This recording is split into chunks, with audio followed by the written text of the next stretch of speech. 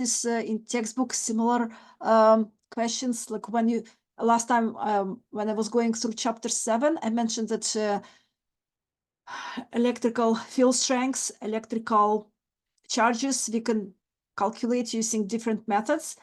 And pay attention if you have charges along straight line or along rectangle or triangle. So you will need to find force that acts on that charge and to use the law of electrostatic charges. So if charges are the same, they don't like each other, so they repel, right? So force will be away from our test charge.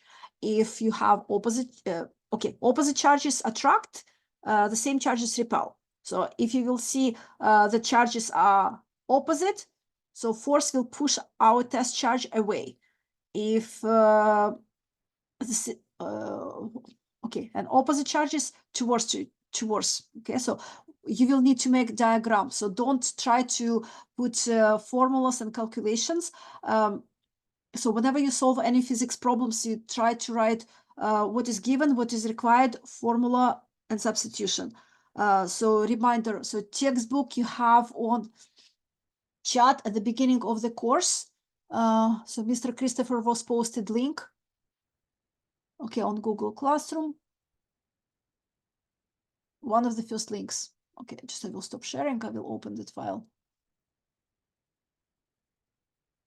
So maybe I will put in chat so it's easier for you to search for it. Yeah.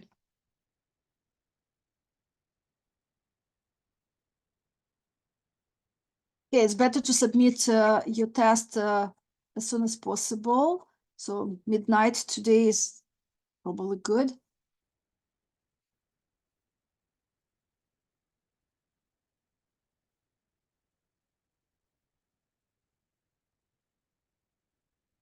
Okay, so I found link.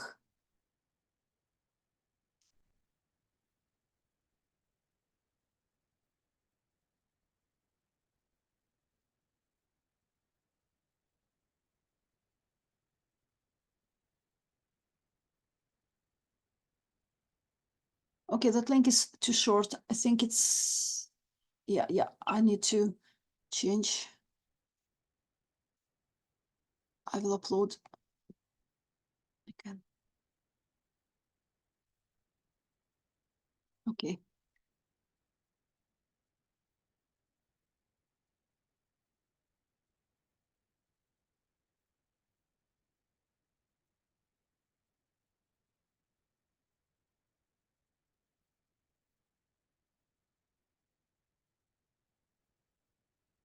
Okay, so we were working on chapter 7. Okay, chapter 7, it was electrical field. So about gravitational fields, you have only one short question, and we went through similarities for gravitational forces, electrical and magnetic. So gravitational is only attractive force. So between objects, forces will be towards each other. For electrical and magnetic, depends. Okay, electrical forces, so like charges repel, unlike charges attract. And for magnetic forces, magnetic field lines are going out of north towards south. Okay, and polarity, like the same poles, north to north will repel, south to south will repel, but opposite polarities will attract. Okay, so chapter 7, 8, and chapter 6. So gravitational, electrical, magnetic fields, like basically they have lots of similarities and slight difference. And scientists are trying to find unified theories that will combine all together. Okay, so in that textbook, you can go through. So at first, look at the test. So what do you need to pay attention? Again, key idea for gravitational, then how to calculate forces when charges are along straight line or in a triangle, because you will have question on test about triangle. And for motion of particle in a magnetic field. So here it's basically you were reviewing with Mr. Christopher right-hand rule, how current is moving in a wire. Okay, so here it's the same idea. We are applying motion of the particle in magnetic field and between plates. So if object is under the force, like you can apply like motor principle, like right-hand rule number 3. So if positive particle is moving, it's direction of your thumb. 4 fingers is direction of magnetic field lines. So force will push this particle in the direction of your palm. Okay, so try to check this material. I will turn on videos on next chapter, light. Okay, so for light, you can try to check a little bit later. So maybe force on moving particles. Okay, so you can go over videos how particles is affected. Just will scroll through commercials. Okay, so right-hand rule.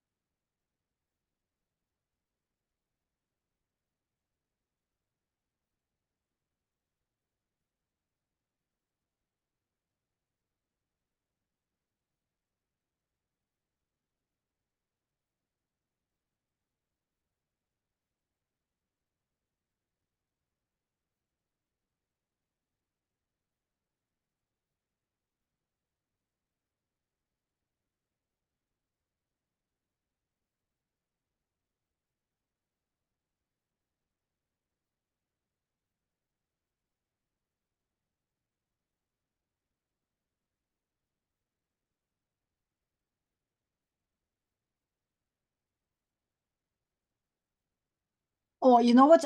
Maybe sound wasn't shared because I see message if I'm talking. I'm showing video. Okay, sorry, just I will double check if sound is shared because sometimes, yeah. Okay, I will check.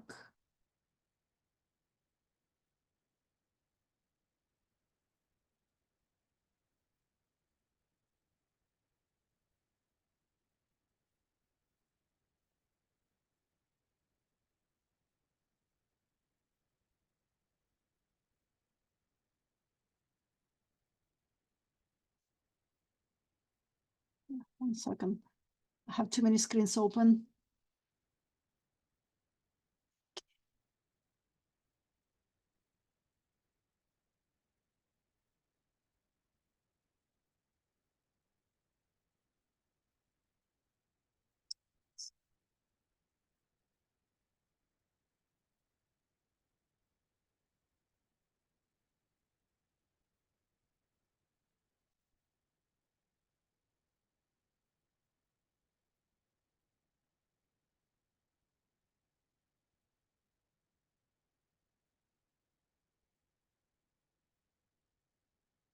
Okay, so probably sound wasn't shared. So just I will share screen. Share sound, sorry. Yes, probably wasn't.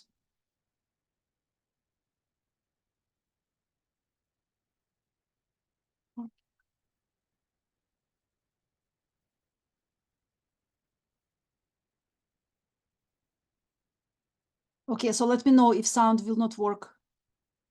Just from the beginning. Okay. 8.2 Magnetic Force on Moving Charges. So we learned a bit about magnetic forces and magnetic fields in the last section. Now we're going to actually do some calculations on them and see how they affect our moving charges. So we talked about magnetic fields before. That's B. And when we're talking about the magnetic field strength, well, we talk about the same thing, the letter B here. And it has units of Teslas, T, just for Tesla. So that unit, I'll just do that, units here, and 1 Tesla is equal to 1 kilogram per Coulomb second. So that's our conversion there. But when we're talking about our magnetic field, we can just talk about it in terms of Teslas. And of course, that's named after a famous physicist named Tesla. Now, magnetic force is kind of interesting. It's unique because it depends on the velocity of the charge.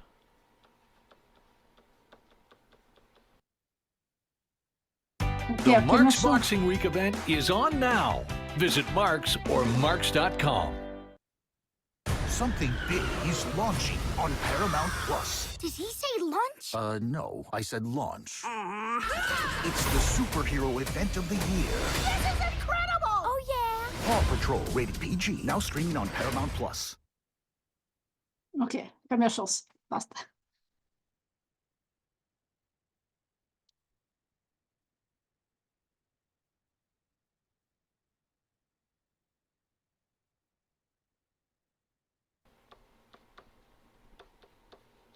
So we're talking about how much force a magnetic field applies on a moving charge, and it applies more force if that charge is moving faster.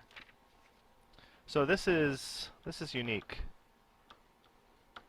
It's not true for the other forces that we've looked at. So not true for gravity. It's not true for gravity or electric fields. So this is a sort of unique feature. Magnetic force depends on the velocity of this moving charge, which is kind of interesting. So we have an equation for the magnetic force. So Fm, that's the magnetic force. And I'm just writing the magnitude right now. We're not talking about the direction quite yet. So the magnetic force is equal to Q, which is our charge, times V, its speed, times B, the magnetic field strength, sine theta, where theta is the angle between the velocity and the magnetic field.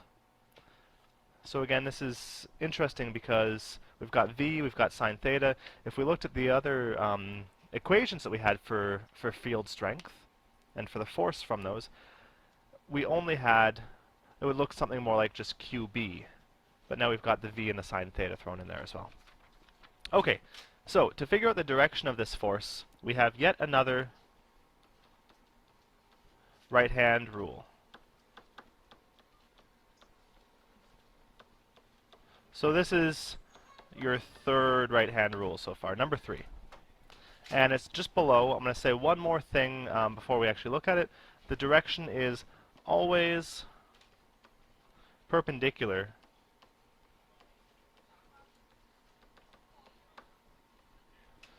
to the field and to the velocity of the charge. So that's how we're determining the direction here. It's always going to be perpendicular to both the magnetic field and the velocity of our charged particle. And we're working in 3 dimensions here, so that's how this works. We have those 2 directions.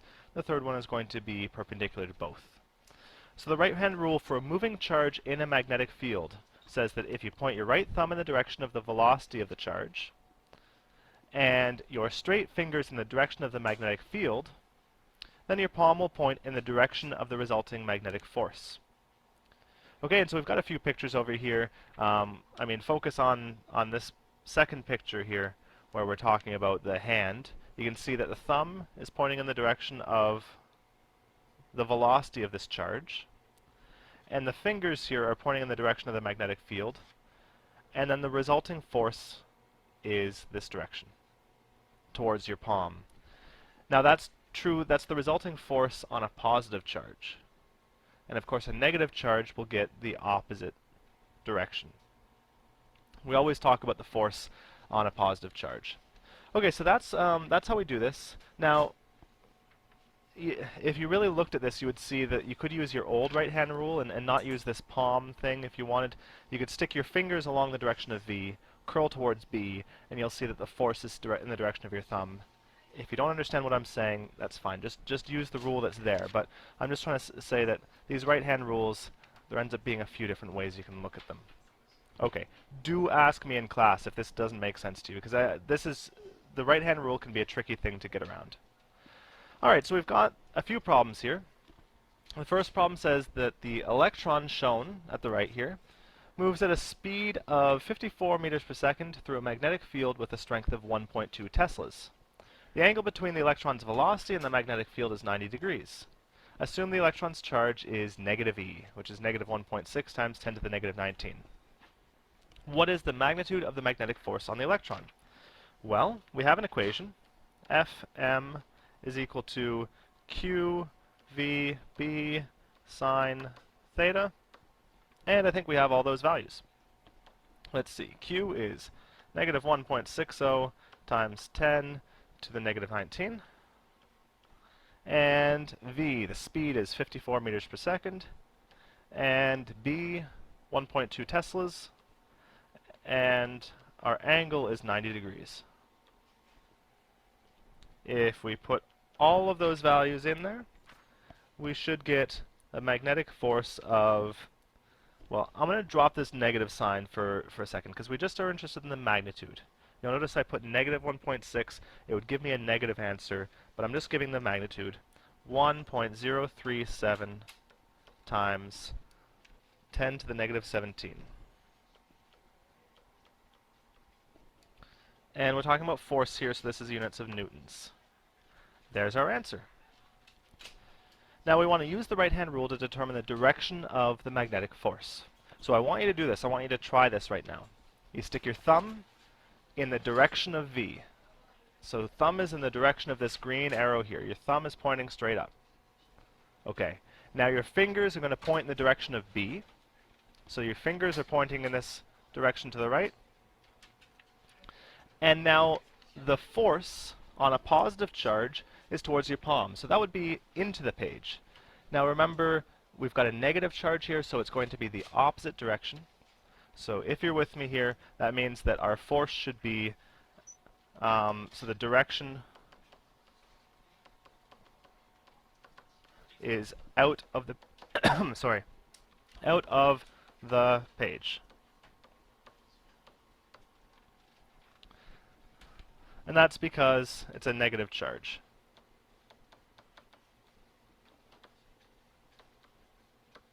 Right? The force going into the, our right-hand rule says the force would go into the page, but that would be for a positive charge. Okay, finally, we want to calculate the gravitational force on the electron. So this is using old stuff. Fg. That's equal to mg. We have the mass of the electron. Well, you need to look up your mass of an electron. Yeah, and those constant mass of electron, charge of electron, you don't need to memorize. So it's in a table that if it will be exam or test, it will be given to you. So not to worry. Don't try to remember. So that's 9.11 times 10 to the negative 31. Oh, it's there in the question. Never mind. 9.11 times 10 to the negative 31. G is, of course, 9.8. And this gives us a gravitational force of, let's see, 8.928 times 10 to the negative 30 newtons. Okay, and the reason we're doing this is so that we can compare it to our magnetic force and see how different it is. So we want to find now the ratio of gravitational to magnetic force, Fg over Fm. And we've got, let's see, Fg is 8.928 times 10 to the negative 30, and there's a 0 there. And our other force here was 1.037 times 10 to the negative 17. And you'll see we have a much larger number on the bottom, so we get 8.6 times 10 to the negative 13. So this is just to show you that gravity is really small. Compared to electric force, compared to magnetic force, gravity is much, much smaller. Alright, so we'll move on to the next page in a second. Alright, so this problem says a proton is moving along the x-axis at a speed of 78 meters per second. It enters a magnetic field of strength 2.7 teslas. The angle between the proton's velocity and the magnetic field is 38 degrees, and the mass of a proton is 1.67 times 10 to the negative 27 kilograms. First, we want to calculate the initial magnitude and direction of the magnetic force on the proton. So, what I'm going to say here is that, of course, once the force starts acting on the proton, it's going to start changing direction, and it's going to start changing speed. So really, we're just looking at the initial force here, because again, the force depends on the speed of the proton. Alright, we have our equation. Our equation looks like Fm equals QVB sine theta. And let's see, we have all those values. So our Q here, our charge on a proton, is 1.6 times 10 to the negative 19.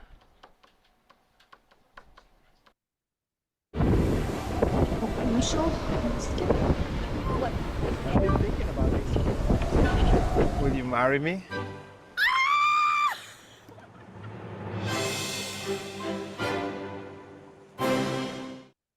Boxing Day deals are here at Sport Check. Get up to 70% off our regular price from Apple AirPods. Skip commercial. And our speed, V, 78 meters per second. B, the field strength is 2.7 teslas. And our angle, sine 38 degrees. This gives us a force of 2.075 times 10 to the negative 17 newtons. That's our magnitude of the force, and to get our direction, we just need to use our right-hand rule. So again, I stick my thumb in the direction of the charge, fingers in the direction of the field, and the result is you see that your palm should be facing outwards. Since it's a positive charge, that means that that's our direction. So we have our direction here is out of the page. That's the direction my palm was facing. Good. And we want to determine the proton's initial acceleration. Well, we have the force acting on it, and we know that F equals ma. So we can get A equals F over m. We have our force, 2.075 times 10 to the negative 17 over its mass, and we were told the mass up above, 1.67 times 10 to the negative 27. And you can see we're going to get quite a large number here. We get 1.2 times 10 to the 10 meters per second squared. So it's a huge acceleration because the proton is so light. So it's neat. Even though we have a very, very small force, 10 to the negative 17, we still get a huge amount of acceleration. And again, that's going to be accelerating out of the page. Okay, our very last problem here. It's a long, a lot of words here, but it's actually a fairly easy thing to answer. We're talking about a thunderstorm. It says, during a thunderstorm, positive charge accumulates near the top of a cloud and negative charge accumulates near the bottom. When the charge buildup is strong enough, negative charge moves rapidly from the cloud to the ground as a lightning strike. And remember, we're talking about negative charge moving, and whenever we actually talk about charge, we want to talk about what direction is the positive charge moving. So we're actually, when we draw our picture to the right here, you see that the arrows are all pointing upwards. Even though it's the negative charge moving down, we're pretending that it's positive charge moving up. Okay, so we say assume that the charge is moving perpendicular to the ground, so straight up, and Earth's magnetic field is horizontal, directed to the north. So we have our magnetic field going this way. Determine the direction of the deflection of this charge by Earth's magnetic field. Okay, we've got our direction of charge is up. We stick our thumb pointing up. Our fingers go in the direction of the field, and so that's north. And then our palm is the direction of deflection, the direction that the force is going to act. So my palm here is facing into the page right now. So we'll say our direction. So here it's into the page, but that doesn't really make much sense because we're talking about north, south, east, west. So into the page, I'm going to put that sort of into brackets. We need to figure out if the right is north, that means into the page needs to be west. So our direction is west. Okay, and if you're unsure about any of these things, please ask me. That's the end of the lesson, and you can see the problems there. Good luck. So it was 8.2 magnetic force on moving charges. Now 8.3 8.3 magnetic on force current. on a current carrying conductor.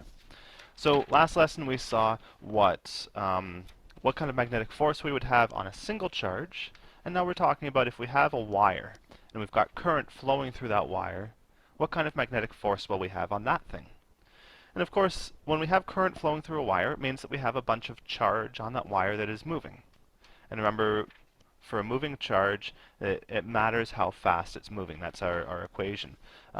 So in this case, we have a bunch of current flowing on our wire. So in this box here, electric current, we're going to say it's a collection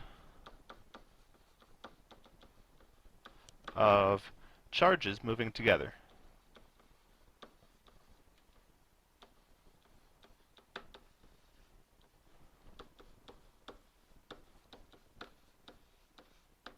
So all of those charges are going to be experiencing some force. And I'm going to copy in our equation from yesterday here for a single charge. So this is the force for a single charge. We had this yesterday. It was QVB sine theta. That's for a single charge. So if we have a wire with current flowing on it, the equation looks very similar. It looks like this. It looks like I LB sine theta,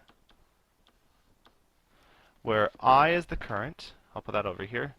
I is current, and L is the length of the wire.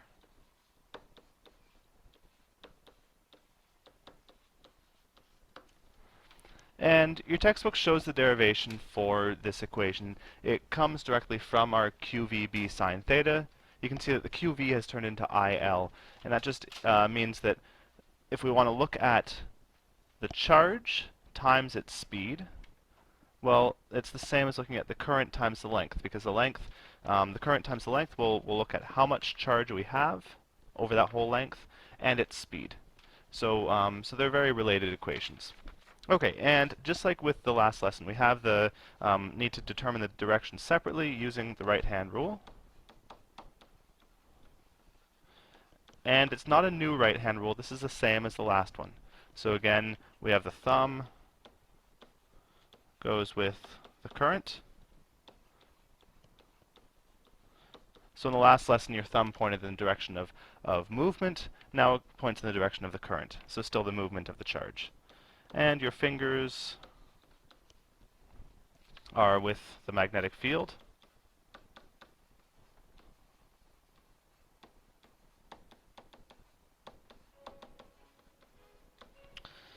And the result is that your palm is the direction of FM.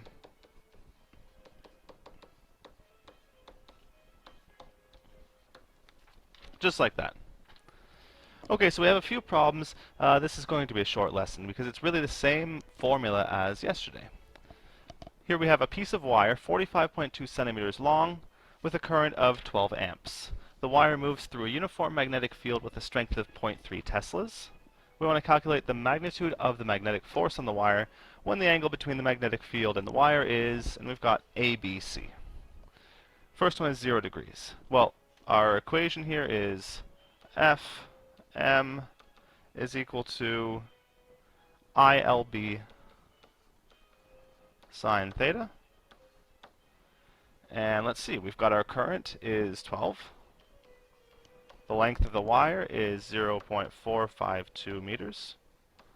And B is 0.3. Sine, and our angle here is 0 degrees. And you might see this and say, well, I didn't have to actually put in any of those numbers because the sine of 0 is 0. So this whole thing comes out to a force of 0.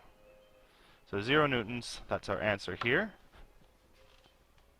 And so that makes sense. Any time that you have a wire, in this case, that's running parallel to your field, it won't experience any force. Just like our charge that was moving parallel to the field. Alright, now we have 45 degrees, so we'll put in the exact same thing here. We've got our numbers, 0.452, 0.3. The only thing that's changed here is our angle, sine 45 degrees. And you can go ahead and calculate that. You will get 1.2 newtons. And last one here, 12, 0.452, 0.3, sine 90 degrees. And of course, sine 90 degrees, well, that's going to be 1, and that's the largest that value can be. So this makes sense, I think. When your wire is running perpendicular to the field, you're going to get the maximum force out of that. So let's see, our number here is 1.6 newtons. Those are our answers. Alright, on the next page, we have one more problem. It says 2 electrical poles support a current carrying wire.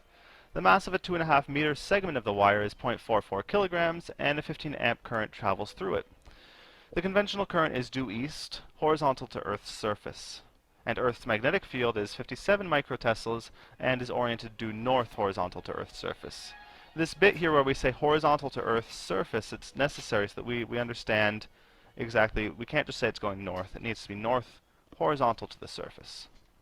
Okay, so we want to determine the magnitude and direction of the magnetic force.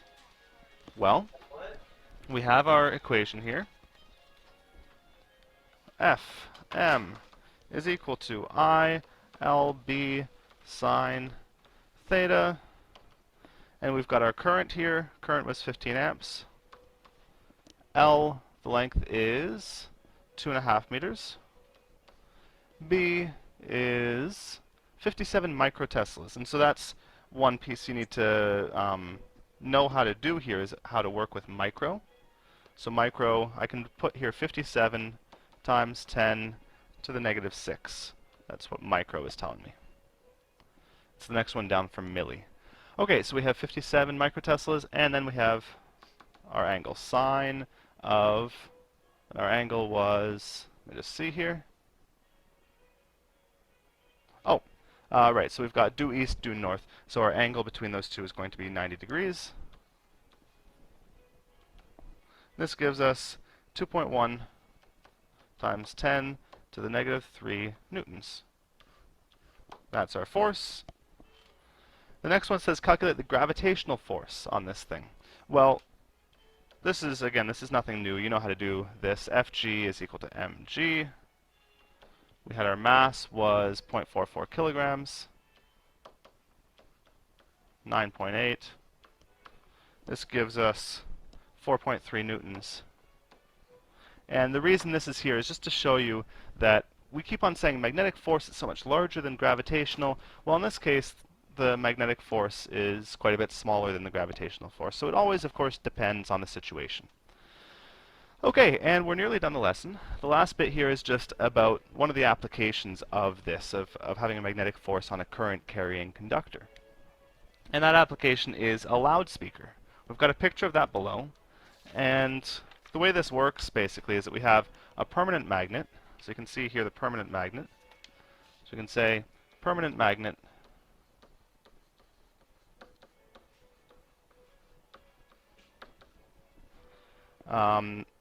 and electromagnet. So we have both a permanent magnet and an electromagnet are combined.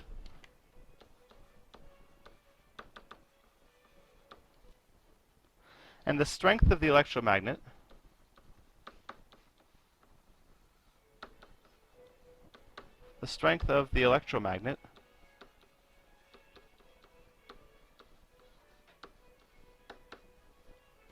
is varied. So if you look at the picture down here, we've got our electromagnet, our solenoid, and the current running through it is changing, so that it's changing strength. The electromagnet is changing strength. So since it's near another magnet, that's making it vibrate back and forth. So this causing it to vibrate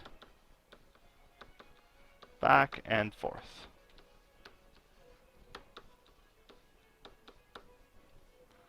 And that's vibrations back and forth. That is a sound wave. So that we can say that's creating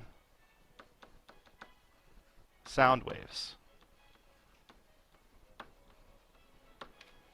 You can see that this electromagnet is attached to a big cone, and that cone serves to amplify those vibrations.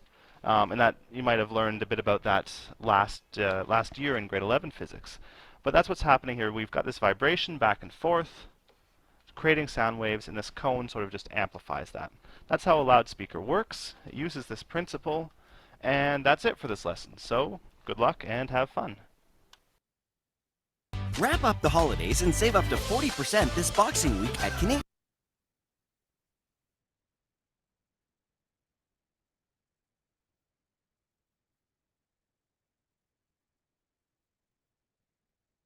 Yeah, we are waiting for commercial. Stop.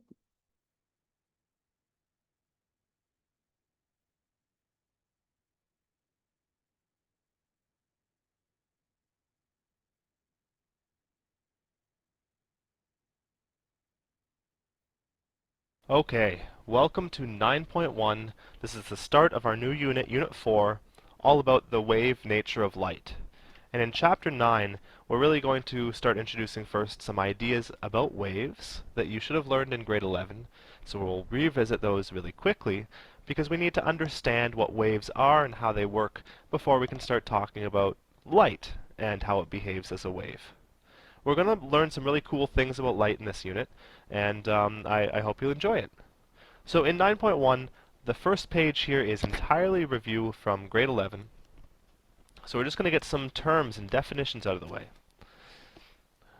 This whole unit we're dealing with periodic waves, which are, this is a wave with a repeated pattern.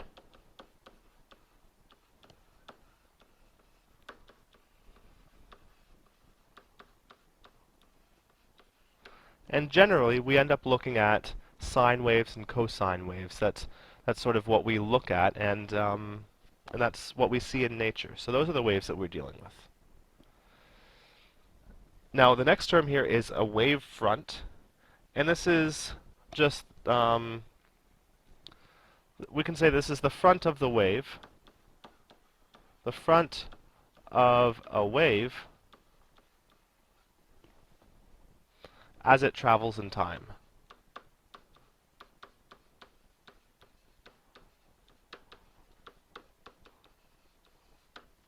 So you can imagine as I'm speaking, those are sound waves that are reaching you, and they have a wave front.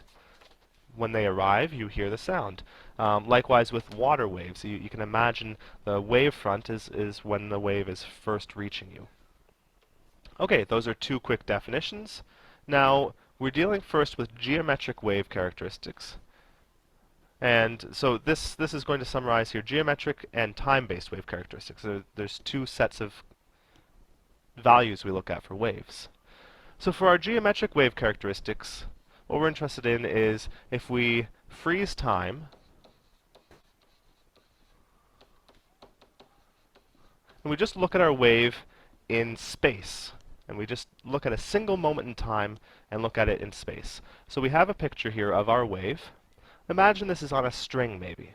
So you have an actual string with a wave this shape. This is our wave. We have a few measures that we're interested in here. The first one is amplitude. We call this A.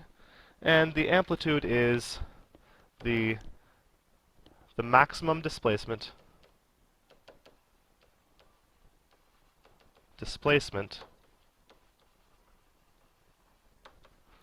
from equilibrium.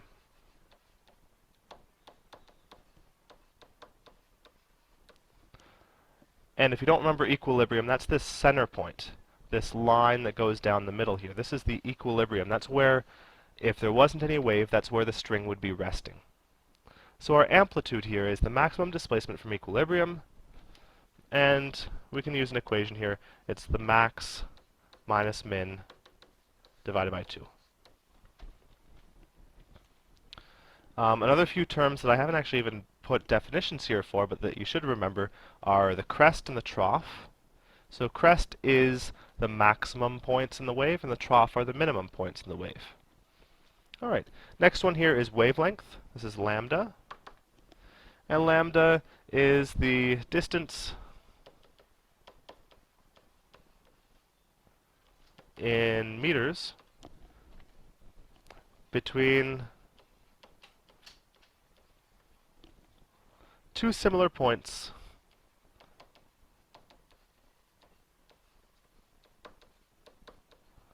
in two cycles. And if you remember all of this, you don't need to worry about writing it all down. This is really a refresher here from grade 11. So you can see in the picture here we have the wavelength. That's just physically how long it takes for that wave to repeat.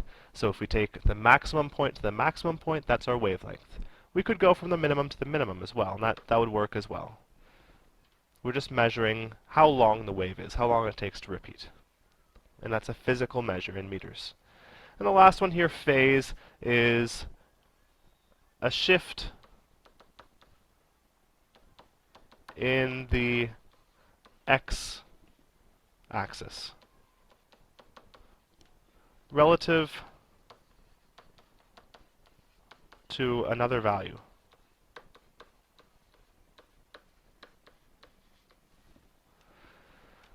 So that's your phase. It just means how it shifted horizontally. And we always talk about that relative to something else, because we might say that two waves are shifted, they have a phase shift relative to each other, that sort of thing. Okay, so those are our physical wave characteristics, and now, or our geometric. Now we have our time-based wave characteristics. So this is if we look at one specific location on our string, one specific location, and see how it varies over time. So we might have on our string here, if this is my physical string, I might just look at that point on the string and see how it's varying up and down over time. And I'm only interested in that one specific location on the string, how it varies over time. These are our time-based characteristics.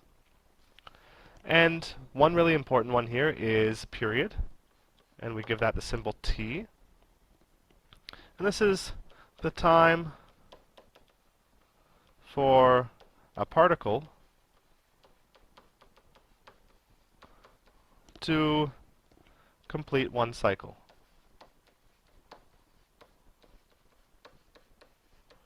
So to go all the way up and all the way down and back up again. And that's our period. It's very closely related to frequency, f, which is the number of cycles,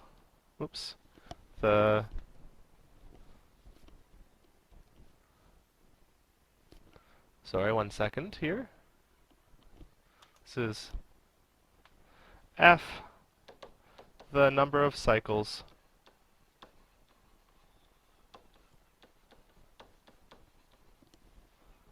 per second. Sorry, the number of cycles per second. And this is in units of hertz. Period was in units of seconds, of course. Okay, and we have an equation relating period and frequency. If period is how long it takes to do one cycle in seconds, then the frequency, number of cycles per second, well, it makes sense that we would say the frequency is 1 divided by the period. Okay, and we also have the other version of that. If we just flip that, t is equal to 1 over f. Those are our relationships here. Okay, and then from those we can get wave speed, which is v is equal to f lambda, or we can say that v is equal to lambda over t. Again, those are sort of equivalent expressions. And actually, well, oops, I guess those go in the equation box. This is okay. I really copied this from grade 11. This is just a refresher. So hopefully that all looks familiar. We're going to go on to the next page. The next page here we're talking about reflections. And this is new. So here we're talking about light and how it reflects. Often in this whole unit we're going to be talking about light. We're going to sort of assume that it always comes in as these straight lines. You can imagine that the source of our light, for instance the sun, is so far away that all the light reaching us from it all come in as these straight parallel lines. And we call that the ray approximation. So the ray approximation, this is the idea that we pretend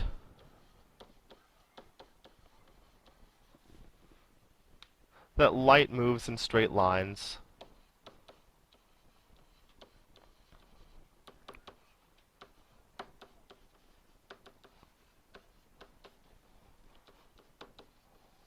straight parallel lines, which we call rays.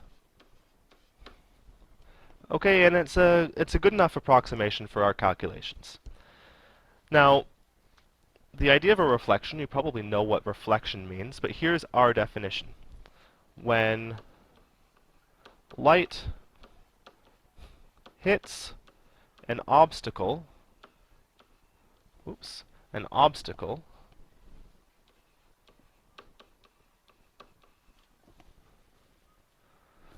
and we could say that's a mirror or whatever. It hits an obstacle and comes back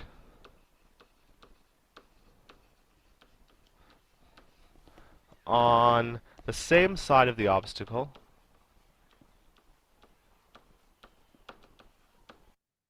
Use Kayak's filters to find hotels that have the Okay, we'll wait for commercial. Pause.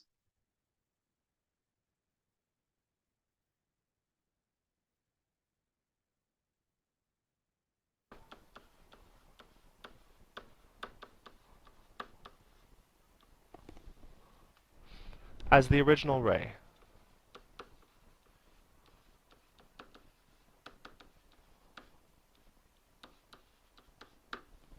So it bounces back on the same side of the obstacle. It doesn't go through the obstacle. That's a reflection. And when we're talking about reflections, we actually have a nice equation we're going to look at, the law of reflection. Before we can say that, we need to look at a few definitions here. We need to know what the normal is, the angle of incidence, the angle of reflection. So you can look at the picture down here, and you can see that we have the normal. So the normal is this vertical line that's perpendicular to our surface. So that's a normal, a line perpendicular to the surface.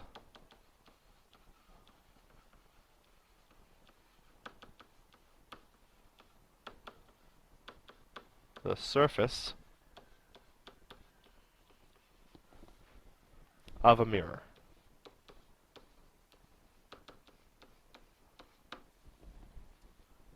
And then we have our angle of incidence. Well, that's this guy here. And it's the angle that our light is coming in at. This is theta I, the angle of incidence. And it's the angle between the incoming ray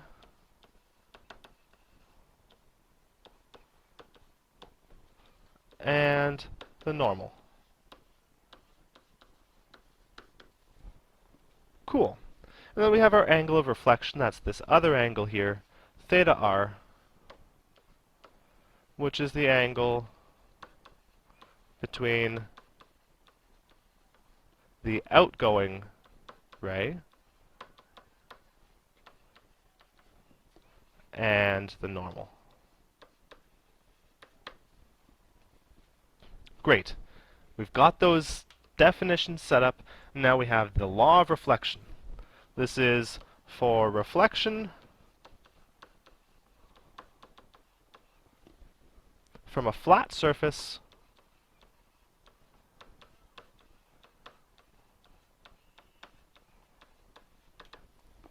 here it is, theta I equals theta r. And this is useful. So when you have a flat surface, a flat mirror, the angle of incidence equals the angle of reflection. Okay, that's the lesson. There's your homework problems at the bottom. Good luck and have fun. So it was first Okay, so this topic is from 9.2 chapter 9. refraction Now second and topic. total internal reflection. Now, this is a pretty big lesson. We cover a lot of stuff in this one, and they're all really useful ideas. So yesterday... Okay, so that topic actually, it was in grade 10 science in regular science course. So it's basically like review and key idea. If light goes through another dense medium, angle of incidence will not be equal to angle of refraction, so it will be less. And when it will go out of that medium, again, it will be different angle, bigger than angle in dense medium. And we apply Snell's law. So I want to go straight forward to key ideas and more topic, like grade 12 topics, polarization, diffraction. So a refraction, just to have idea. Okay, so Snell's law. support your busy bee's immune system with new Zarbee's immunity. Wait. Arrange this to solve the same Okay. second medium. Okay, so basically internal reflection, refraction, just to have idea that, yeah, light will be refracted or reflected. So if it's a critical angle, so light can go parallel to the surface. Okay, so it's better to move to more grade 12 topics.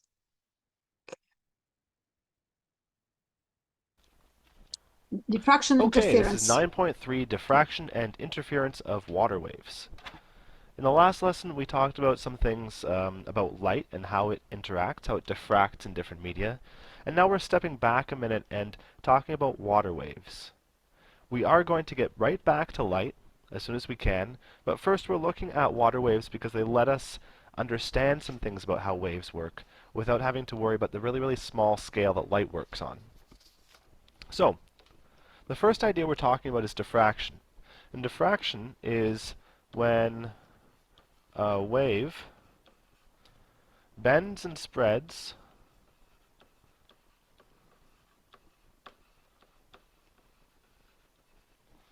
after passing through an opening.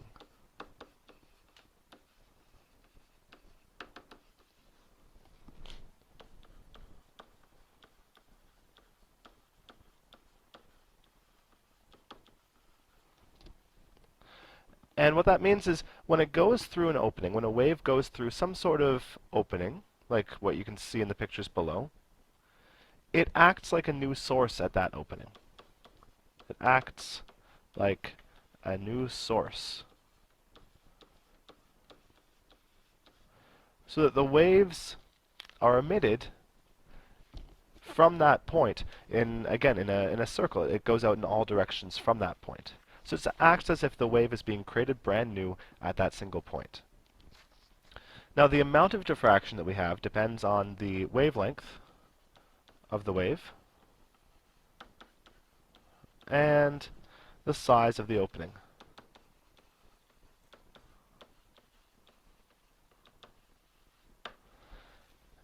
And what we can say is that in general, for there to be diffraction happening, the wavelength over the width of the opening, lambda over w, must be, I'll change that, equals lambda over w must be greater than or equal to 1. So that means that the wavelength must be at least as large as the width of the opening. Or we can say that the width of the opening needs to be smaller than the wavelength for us to really see any diffraction going on. So we've got a couple pictures down here. The first ones on the left are an actual picture of water going through one of these diffractions, and you can see that we're changing the wavelength. So the first one here, you can see the wavelength is very short because these dark lines are going to be the crests, and we've got the troughs, so you can see how far apart our waves are. It reaches this opening, and you can see that we get a bit of diffraction, right? Our wave is emitted brand new. We can also see we still have a lot of these horizontal lines. So we're not getting too much diffraction there. Mostly the wave is coming through as it was. Whereas now in the next one, well, in that first picture I should say that the wavelength is a fair bit less than the size of the opening. In this second picture, the wavelength is about half the size of the opening. And so you can see that we definitely can see some wavelength, but we can still see, there's some other stuff going on in there. Whereas in the final picture, the wavelength is a lot closer to the size of the opening. You can see that we get quite a bit of diffraction going on. You can see that very clearly. Okay, and so on the right here, there's just another picture showing the same idea, but now if we keep the wavelength the same, the wavelength is the same here. Well, you can see that if the opening is much larger than the wavelength, then the wave basically comes in as it was. It's not diffracting, which is where it spreads apart from the opening. The second picture here, we have the same wavelength, smaller opening, and we end up getting quite a bit of diffraction. Now you can see if we keep that same opening size and then shorten the wavelength, we get even more diffraction, and it's focused. It's really going out in this sort of window here. All right, so that's the idea for diffraction, and it's important because we're going to be using this to understand some ideas about light in the next couple sections. So the first problem here says, determine and explain the difference between the diffractions observed in the figure. Well, we can see that the first one here, I'll do A. We have lambda is 0.5, W is 2, so we have lambda over W, 0.5 over 2, and so this is equal to 1/4, which is less than 1. And B, if we look at this, we've got lambda over W it's 0.5 over 0.5, which is equal to 1. So remember we said that for diffraction to really happen, the ratio lambda over W must be at least 1. So we can say that we can say it for A, therefore no diffraction occurs. Ooh, I think I've lost my pen here. Give me 1 second. No diffraction occurs. Here we go. And in this next one, for part B, we can say, therefore, diffraction occurs.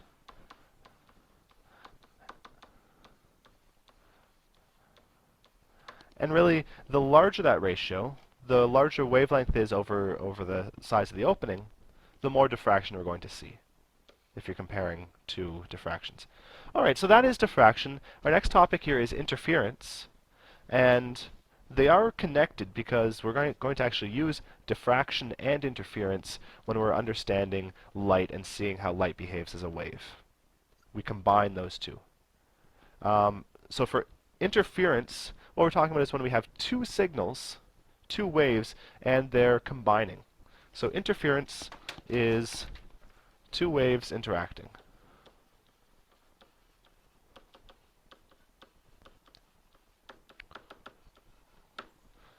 And we have constructive interference. This is when waves add together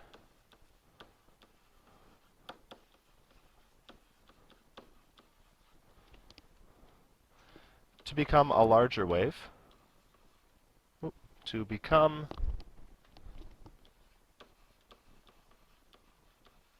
a larger wave. I'll draw just a little picture over here. If we have one wave, we have a second wave that's exactly in phase with it, well, when we add them together we get the same wave even larger. This plus this equals this.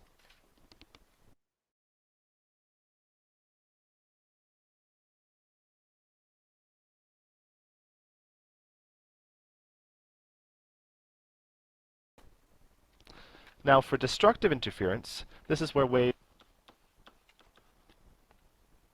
leaving a smaller wave.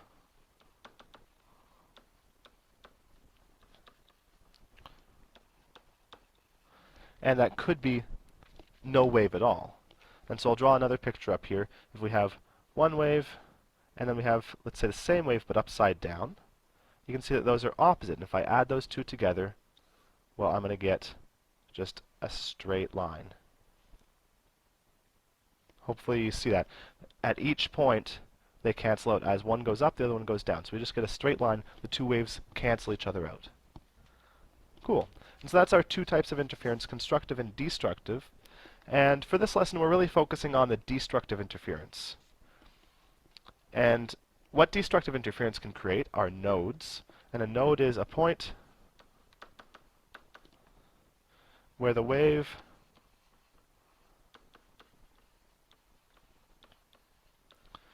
has zero displacement.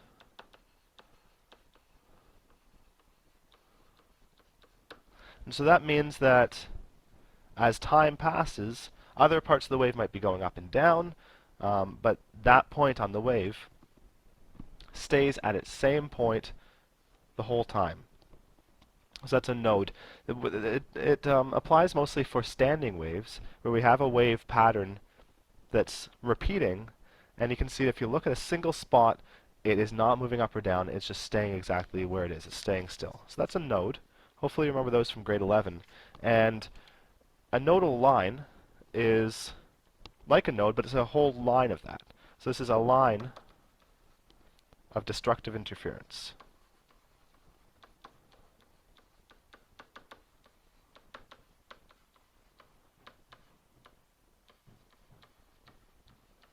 A line of destructive interference.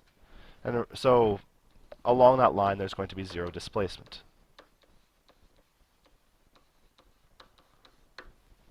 If you look at the picture below, you can see what we're talking about. We have two sources of waves, S1 and S2, and you can see that the waves emit like circles from that source.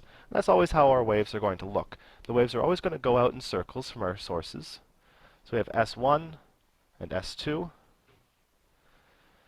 And we've drawn the crests of these waves, the maximum points, as these lines. So you can see there's a crest, there's another crest, that sort of thing. And the dotted line is a trough. So that's the sort of minimum point.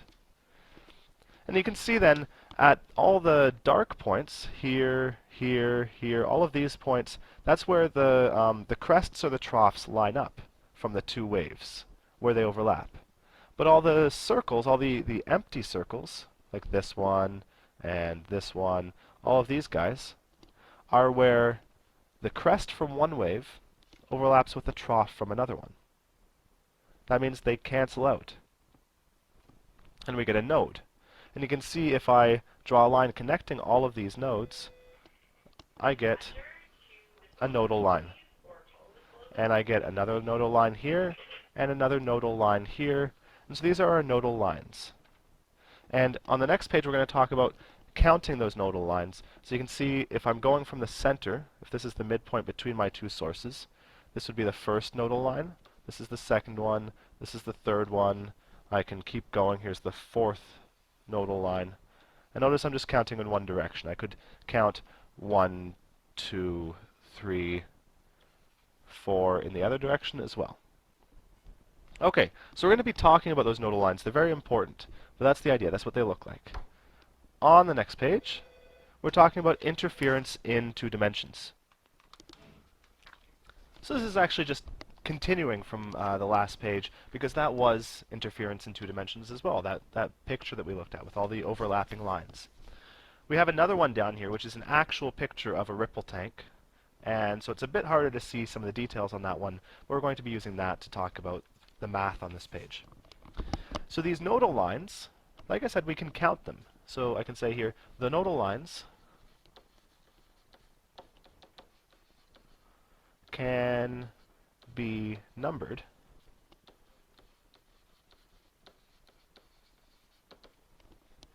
the way it works is you count outward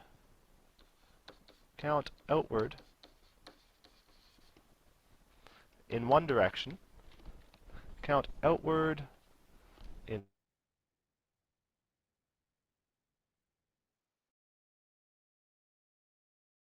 one direction,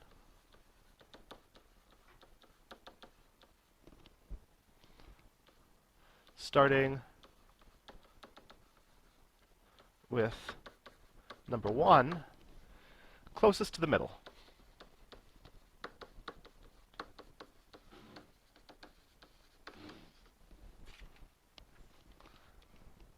And so you can see on the picture below we have a few nodal lines drawn. We have nodal line 1, nodal line 2 drawn there. And on the left, we could go in the left direction as well and have 1, 2 going that way. I'm just going to erase those because that's on the box that we have there for the equation. Okay. So if we have these nodal lines, why we care about them is that we can use this to find the wavelength of the sources. So finding lambda, the nodal lines can be used to find lambda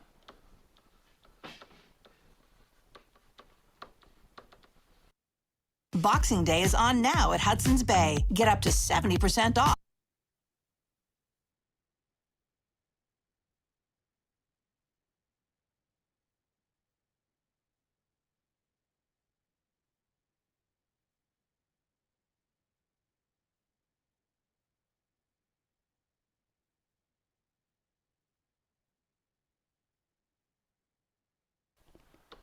by picking point Pn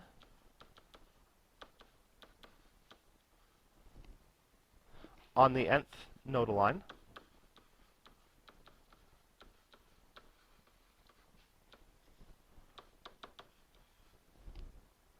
and using the distance to it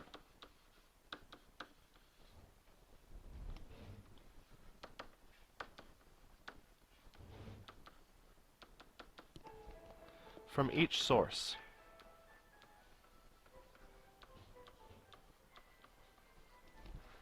And so the distance from that nodal line to each source, so we can say Pn S1, that's the distance to source 1, and Pn S2, that's the distance to source 2. And I'll put a colon here because the way we use that is in this equation. We can say the magnitude of Pn S1 minus Pn S2. So the difference between those two distances, the distance to each source, is equal to n minus 1/2 times the wavelength. So remember, n is the number of the nodal line. N is nodal line number.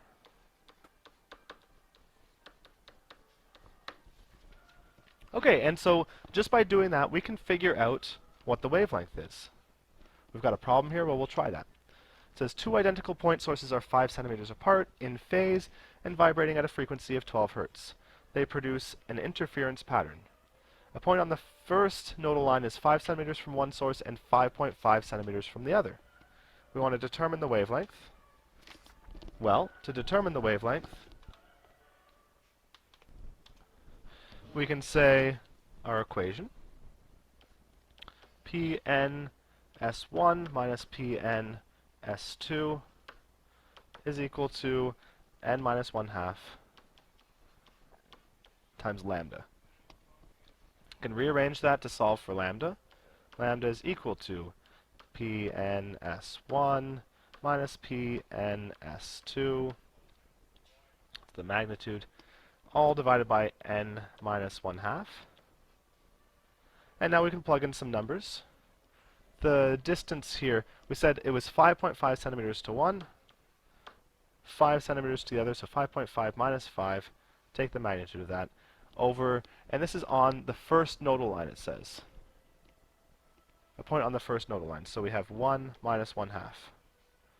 And this gives us 0.5 over 0.5, which means that we get an answer of 1.0, and our unit here is centimeters. Notice I didn't worry too much about converting my units into meters or that sort of thing, because it all cancels out. So if all my distances are in centimeters, I had the sources are 5 centimeters apart, the distances are 5 centimeters and 5.5, means that my final answer is going to be in centimeters as well. Okay, we want to determine the speed of the waves. Well, to do that, we can just use v equals f lambda, and they gave us the frequency as 12 Hertz, and our lambda. Now I do need to convert this into, well, I'll leave it in centimeters. Let's do this. So this gives me 12 centimeters per second. And if I want to convert that into meters per second, I can do this. Here I can say that's going to be 0.12 meters per second, like that. That's how fast the waves move. And notice this is, I mean, it's fairly slow here, but it's a water wave. Water waves don't move all that fast.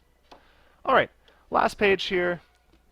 We have one last sort of trick that we can do, which is when we choose a point that's very far away from the sources. And this is useful, it's going to be useful when we're looking at light, because light, you have to have the two sources very, very close together. And to get a precise measure, you need to pick a point P that's very far away from the two sources. And our trick here is that when P is far away, well, I'm going to say here, we use different measures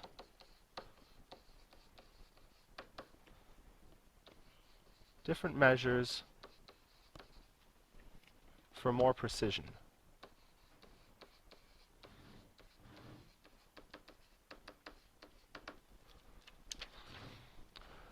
So one of the measures we use xn, which is the perpendicular distance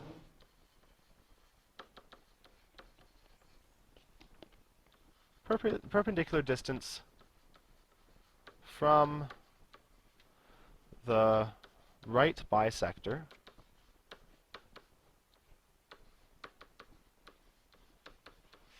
So the right bisector, that's the line that goes between the two sources. You can see it's this dotted line here. It's halfway between the two sources.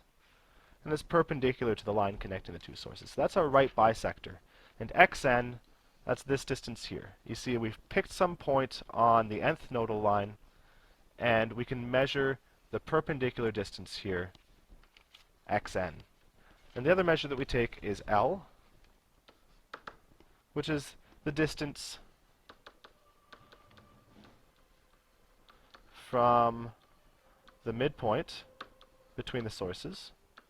So distance from the midpoint to P of n. So we're going from the midpoint between the two sources, that's C on this diagram, and we go along this line all the way up to P, and we get the length L. So we use those two measures. By using those, we can get theta n, which is the angle of the nth nodal line,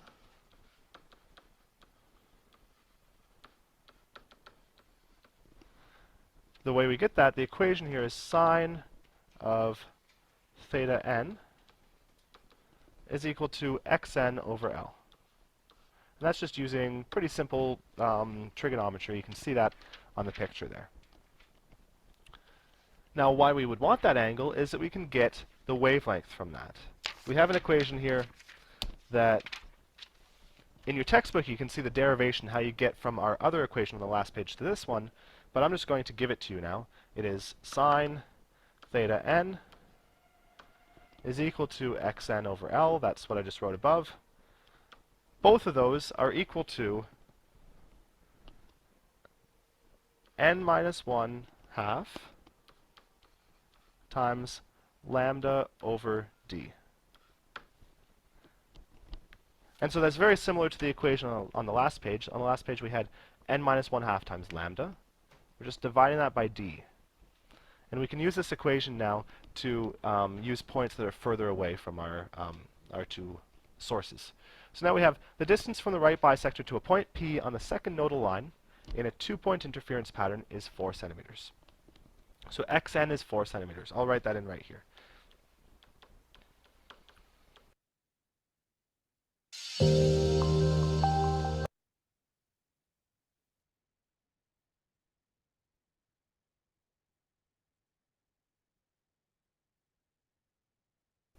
The distance from the midpoint between the two sources, which are 0.5 centimeters apart, to point P is 14 centimeters. So it says L is 14 centimeters. And it told us one other piece of information in there, the distance between the two sources. And that's D, 0.5 centimeters. And I didn't write that in the equation up here, so I'll say here D is the distance between sources. Okay, so we have all our values now.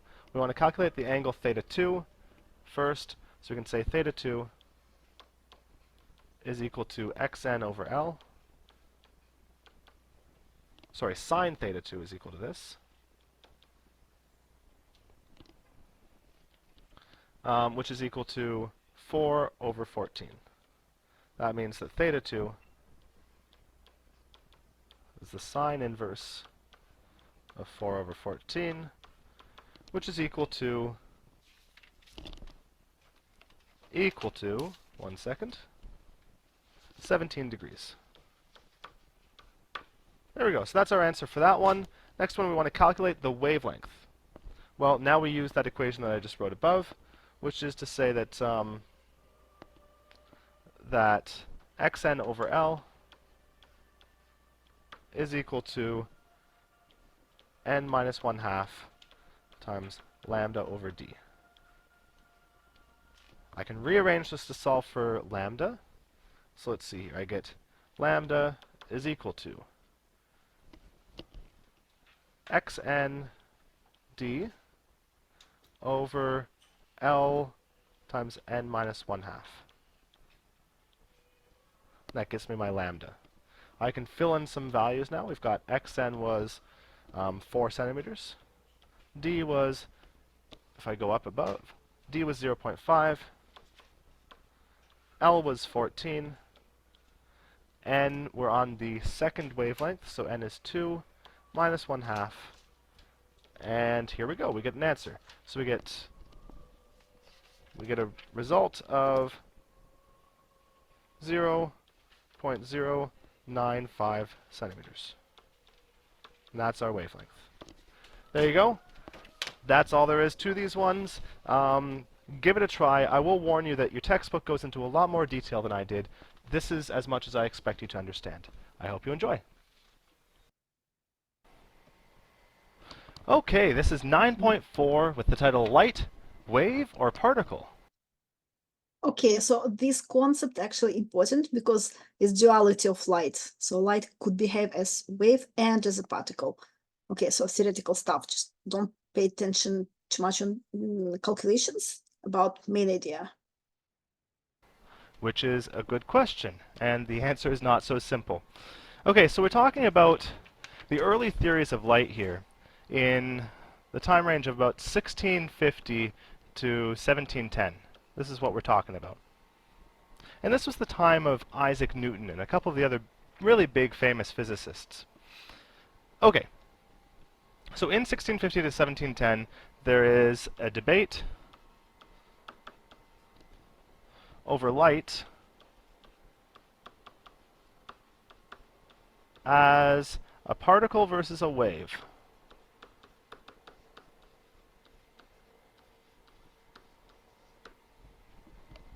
So this is what's going on in the late 1600s.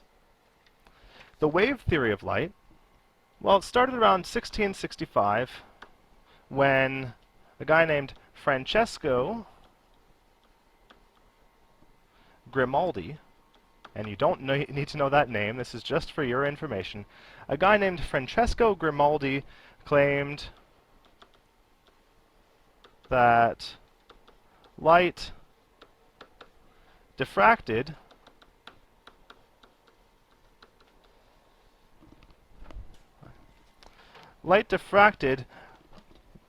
when it went through a narrow slit. When it went through a narrow slit.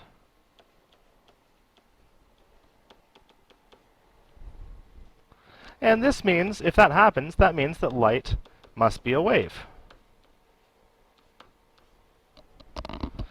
Now, Grimaldi is also actually the first guy to coin the term diffraction. He was the diffraction expert.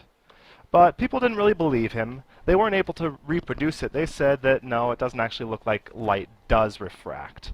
So anyway, there's a few debates here. Now, with this wave theory of light, lots of people did like it.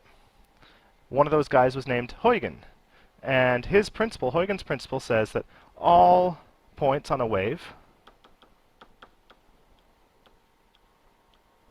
and this is any wave, all points on a wave front can be thought of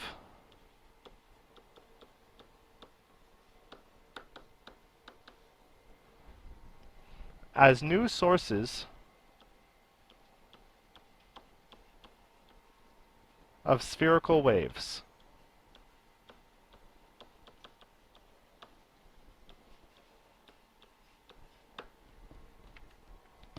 And so Huygens came up with this principle, the way of thinking of waves, which says that as the front of a wave, as a wave front expands, every point on that is acting like a new source of wave that expands spherically.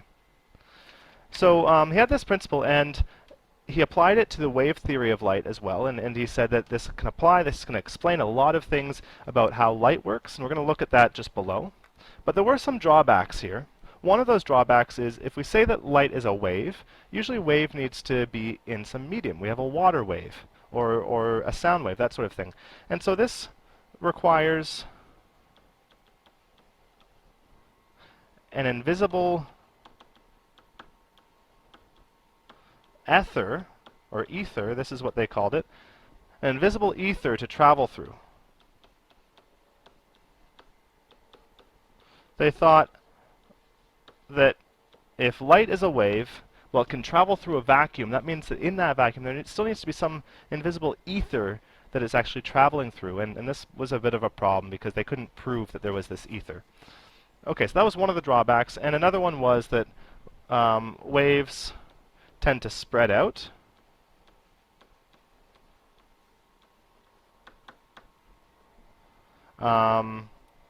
While light tends to move in straight lines.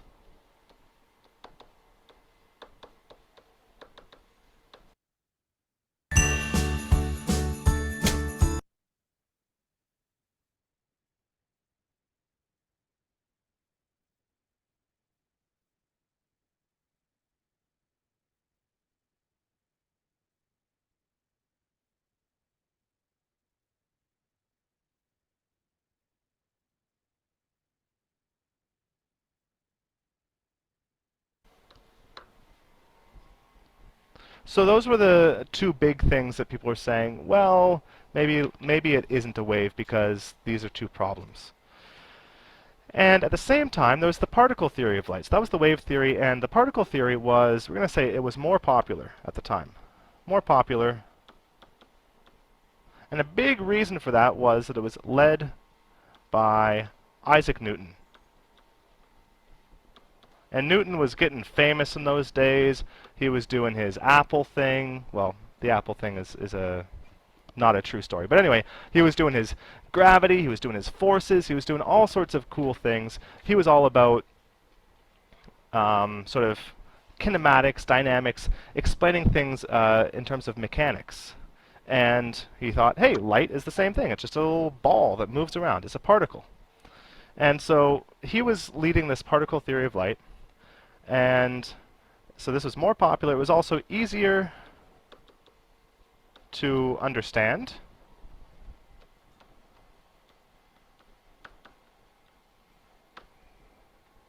And it didn't require this magical ether to travel through. And the last thing is it did a good job of explaining rectilinear propagation. That's where we say that light travels in straight lines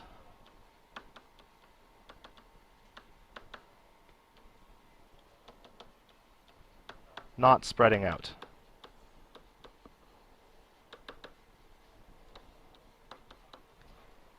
So there we go. That was sort of the state of the debate at the time. Now, it turns out there is a lot of good stuff going on with this idea that light is a wave. So we're going to look at this. Huygens' principle, this idea of the moving wave fronts, explains a lot really well. So the first picture we have here are the wave fronts, and this is what he was saying, that if you have this here, this is our wave front. Remember we say that that's the front edge of our wave as it moves forward. Well, we can actually pretend that every single point on there is the source of a new wave. So you can see that, and that's the way this is built up right now, is it's saying that this wavefront is sort of produced by adding up a bunch of waves all together here. You can see how these waves are all added together, like this. All these waves being added together. And as the wave moves forward, it just keeps on propagating that way. So that explains sort of our straight propagation. We also have a circular wavefront, which does happen. And you can see that, say we're looking at these points, well, each one of those would be this source, it emits this circular wave from it, and you can see that it explains how sort of a circular propagation could be happening as well. So that's the idea of the Huygens principle, and it actually did a great job of explaining some things about light. One of those is refraction. So in refraction here, if we have our wavefront, so you see we have our wavefront here, and the light starts out all parallel. We've got ray 1, ray 2, ray 3, they're all coming in parallel. But now ray 1 is entering this new medium, and the new medium, it moves slower in the new medium. So it doesn't travel as far as the other ones do. If it doesn't travel as far, well, you see that this one travels further. This one travels, well, the same distance as ray 2. Ray 2 and 3 travel the same distance. Ray 1 has traveled a shorter distance. So you see that actually the wavefront had to bend a bit here because ray 1 is now shorter than ray 2. And we have the same thing here. Now ray 2 becomes shorter, and you can see that we have this even more bent wavefront. And then eventually when ray 3 comes in, you could see that it would be down here, and we would have our new wavefront. So it actually explains why materials would bend towards the normal, which is great. In fact, the Newton explanation was completely dead wrong for refraction, and it was one of the reasons why people realized, well, actually Newton's explanation wasn't good. But that didn't happen for a while. So there you go. It explains refraction with this idea of the wavefronts. It also explains reflection. You can see that if we have our waves coming in, and remember we're drawing our waves here, these lines can be our crests and the white areas can be our troughs. As these waves hit this boundary here, you see we've got this wavefront, well, it hits that boundary, this part gets reflected into a wave that looks like that. And we have these vertical waves that end up coming out as the wavefronts get redirected, and you end up with new wavefronts going in this direction. So that's how it explains reflection. I put a picture of diffraction because that's the 4 points here that that are important to look at are wavefronts, refraction, reflection, and diffraction. And we will get into it more later how, I mean, diffraction can only be happening if light was a wave. Diffraction can't happen with a particle. Diffraction is where when it goes through a slit, it propagates outwards as a wave. That's not going to happen with a particle. And so Huygens' wave theory of light definitely explained diffraction quite well. So there we go. It was able to explain all the main aspects. We're going to, on this page, compare the two theories. So we've got Newton and Huygens. Newton is the particle. I'll put that here. This is particle. And Huygens is wave. And what we have here, rectilinear propagation. Remember, this is the idea that the wave moves in a straight line. Well, Newton's argument here was strong. And I'm going to put strong and weak on these. So Newton was strong because particles obviously move in straight lines. So he's saying here that these particles at extremely high speeds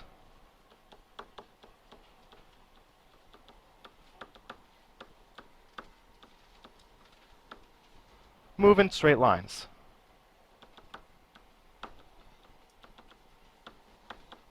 And obviously, they need to be at extremely high speeds so that they're not affected much by things like gravity and other things that could be slowing them down or changing directions. And so that's a bit of an issue there, but it's still a pretty good explanation. Whereas the wave explanation, people weren't so crazy about because it seems like waves should be spreading out. But really, Huygens' principle did still explain it. So we've got Huygens' principle here. Huygens' principle. The wave front propagates forward. And we saw on the previous picture how it could propagate forward in a straight line. Okay. Now diffraction. Diffraction here, Newton was very weak. Oops. Newton was, his argument was weak here. He said that he basically didn't believe the light diffraction. He said the light diffraction that people were claiming they saw, light diffraction, he says, is actually just collisions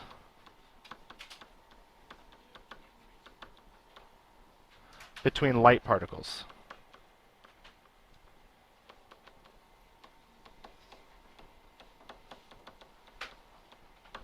And he claimed that diffraction wasn't actually happening. He was wrong. Whereas, of course, the wave theory, well, that's strong because he's able to say that each point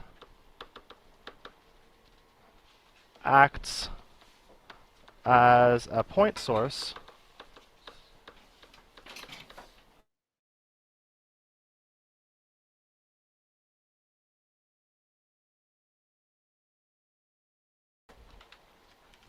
for new sphere.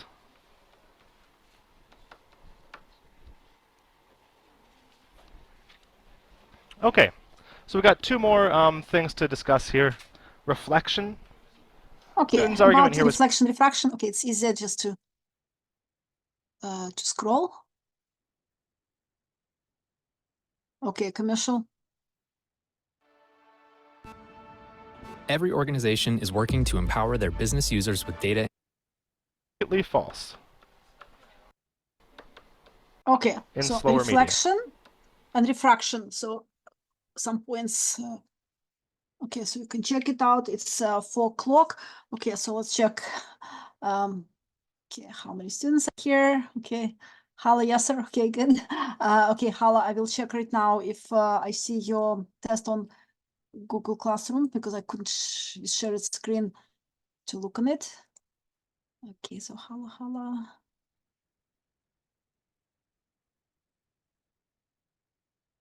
Unit 3.